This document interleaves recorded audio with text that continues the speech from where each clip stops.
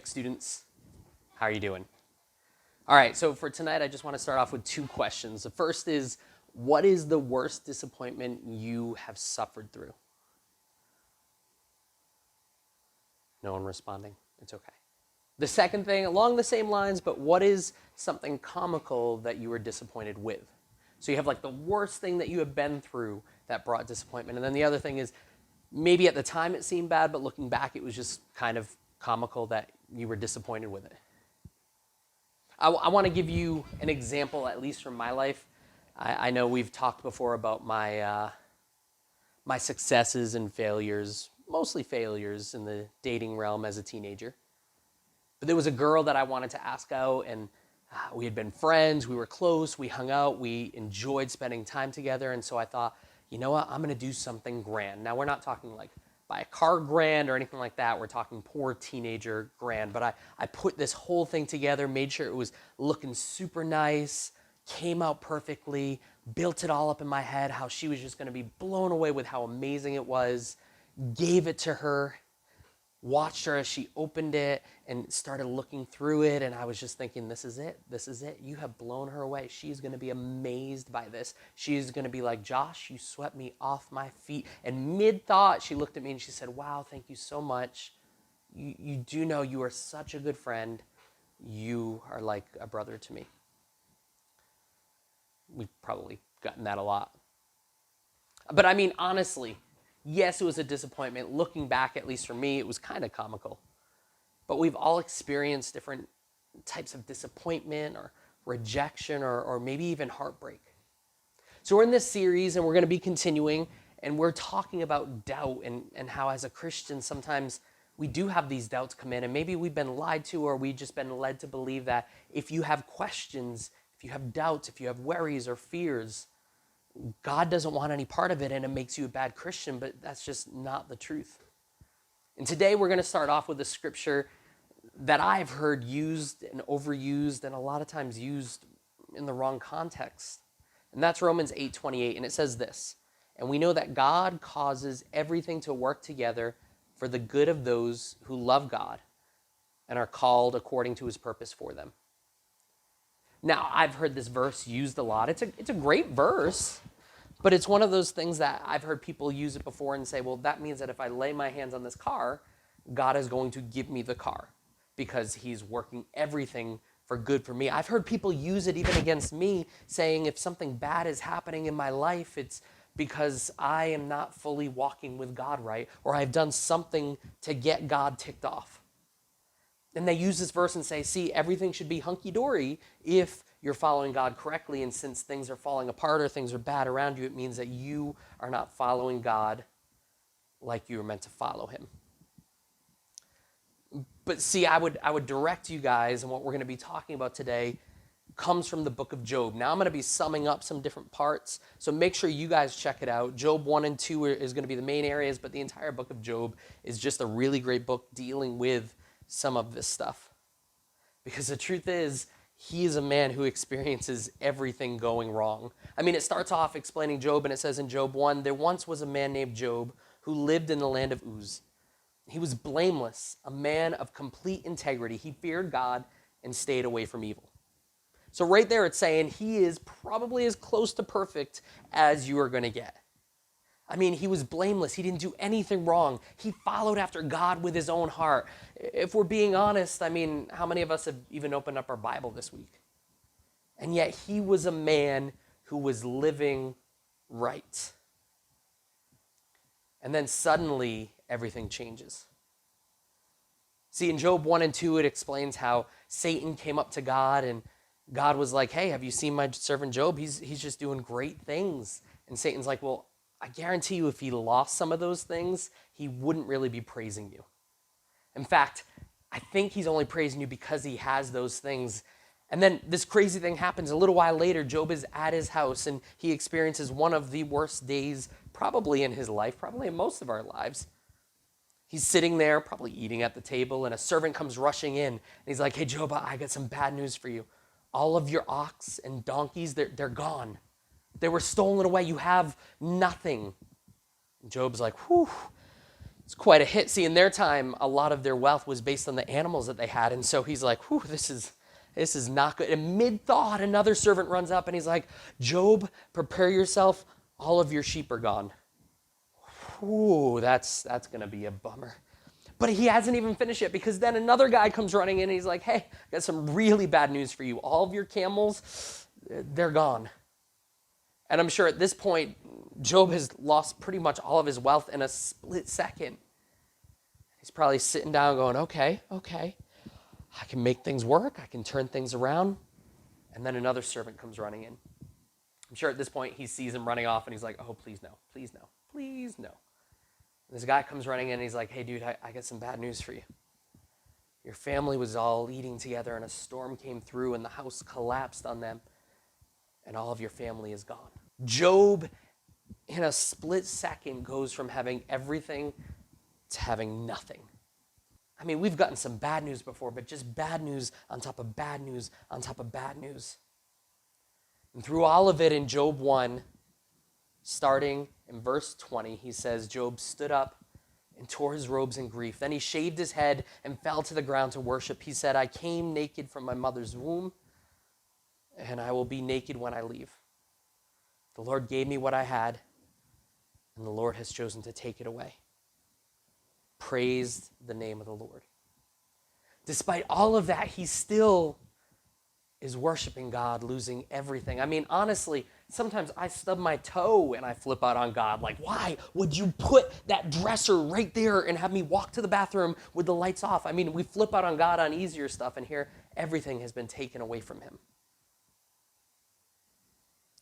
Then a little later on in the book of Job, he cries out to God, in essence asking God, why is this happening? And doesn't really hear anything. Then his friends come up to him. I mean, if there is anyone you can trust, you can rely on, it is your friends. And they come up and give him all sorts of answers. Now, let me ask you this. Have you ever been around good-meaning people that try to help you, but they give you horrible answers? Last week we played a video of different, game show things and the people's screwy answers that they gave.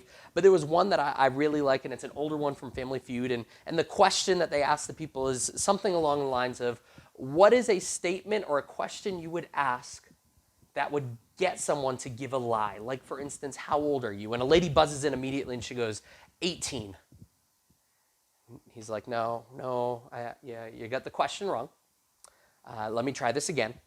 What is a question you would ask that someone would give a lie about?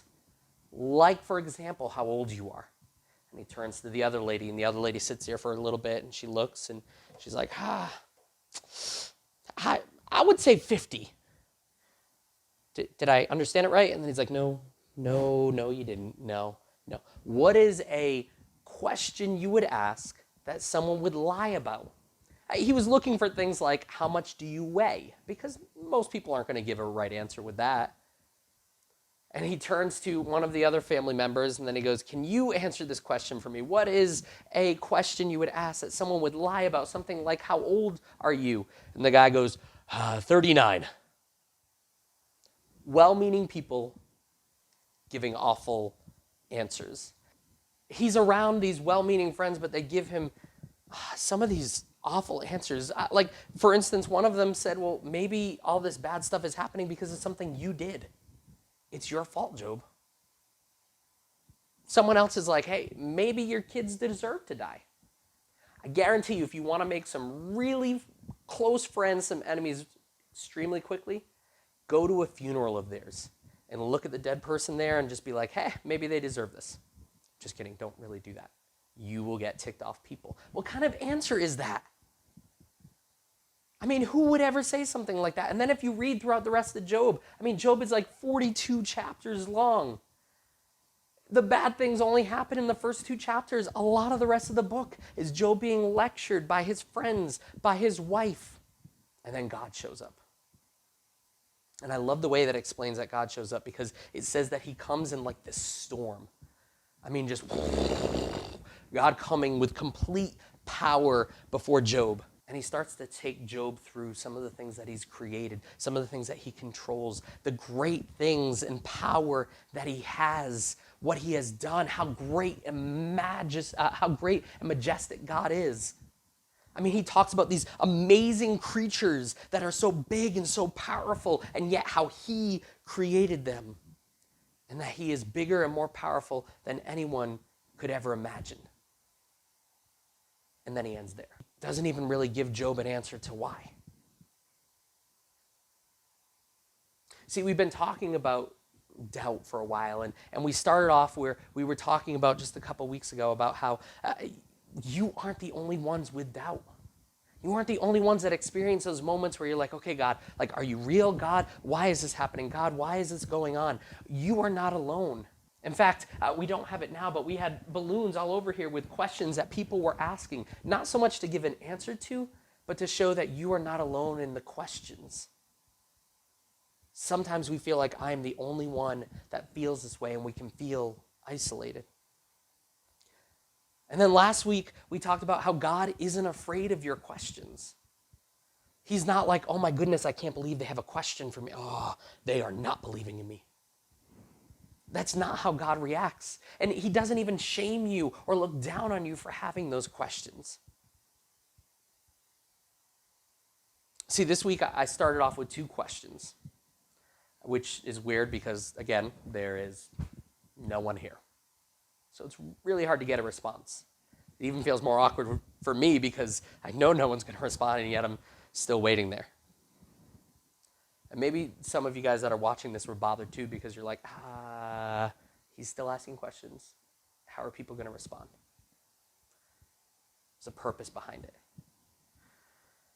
The truth is, in life, we don't always get answers.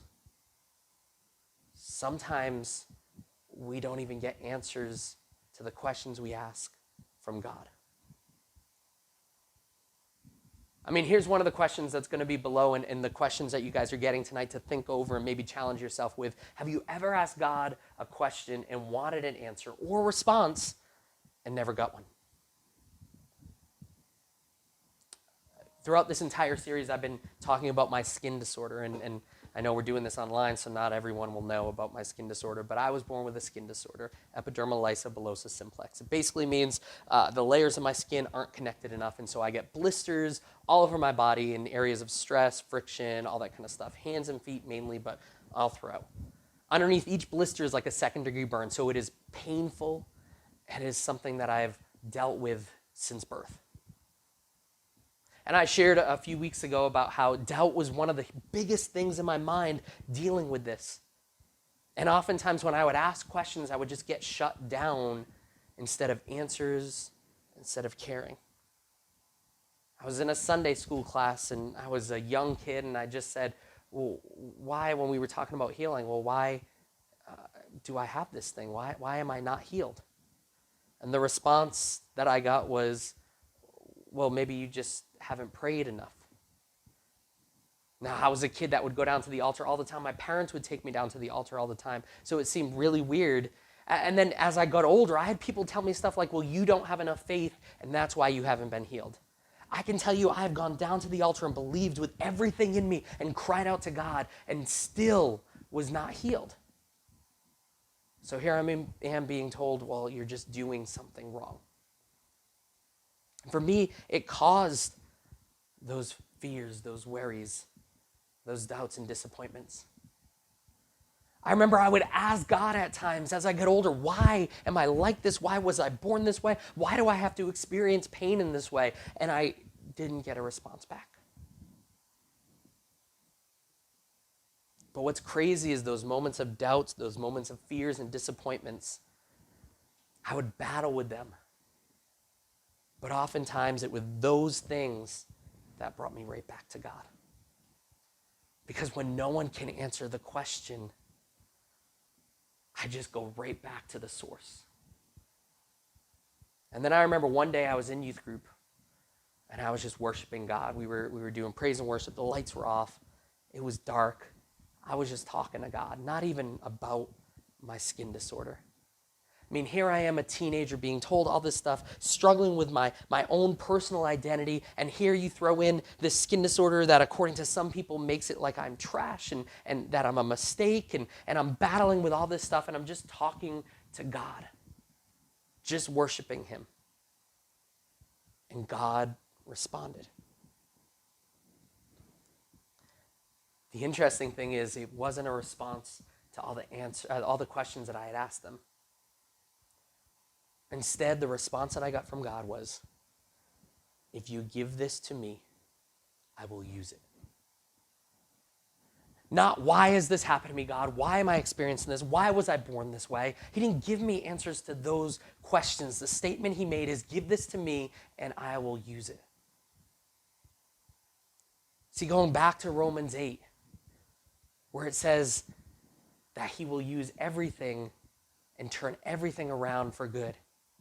See, it doesn't mean that you will have this Disney fairy tale life. At the end of your life, you end up with the prince or princess, and everything is great, beautiful. You have all of this land, this castle under the stars. It doesn't mean that you will have this picture-perfect life.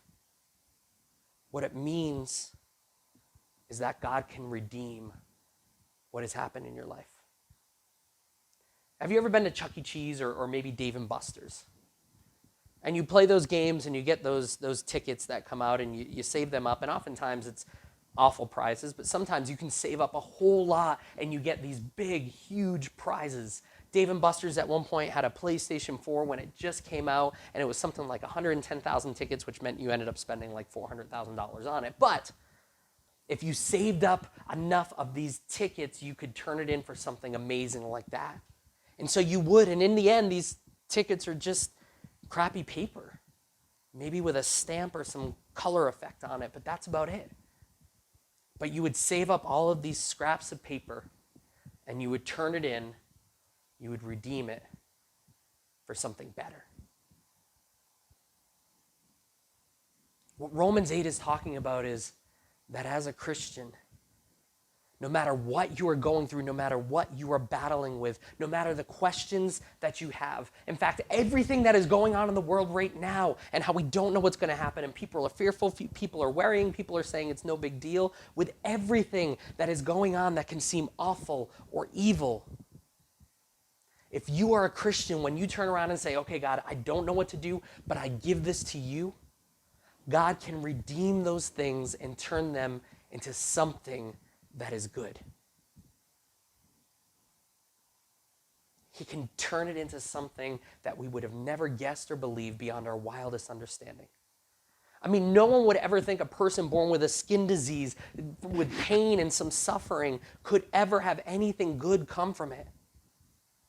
And yet God has opened doors. When I chose to give him my skin disease all of those years ago, throughout my life now, God has opened up doors for me to share with people about my pain, for me to be able to connect with people, because we might not share the same race, the same country, the same anything, but pain is universal. And when you can share how God didn't completely take my pain away, but he's using it, when God is giving me opportunities to share my story with people, and it bring them peace in their life.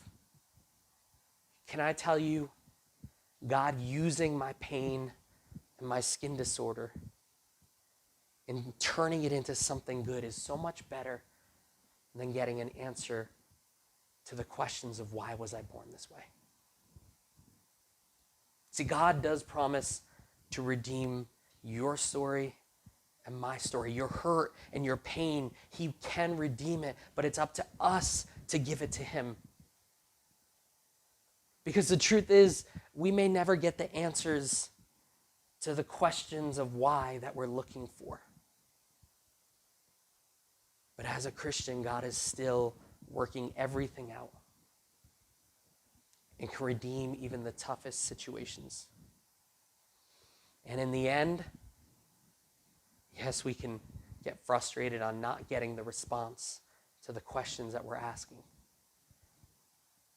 But knowing that God can use every situation and turn it around and use it in a powerful and mighty way, at least to me sometimes that's better than just having an answer to the question why. So God, I pray that you be with each and every student and all of these times, whatever situations they are currently going through, they have experienced the hurts, the pains, the troubles that they have gone through.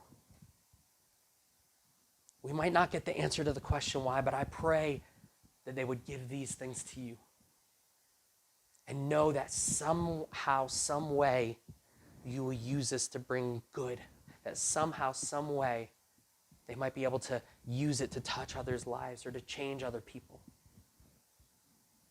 Now, we don't always get the answers to the questions that we're asking, but it doesn't mean that you're not in the background, because you always are working things out.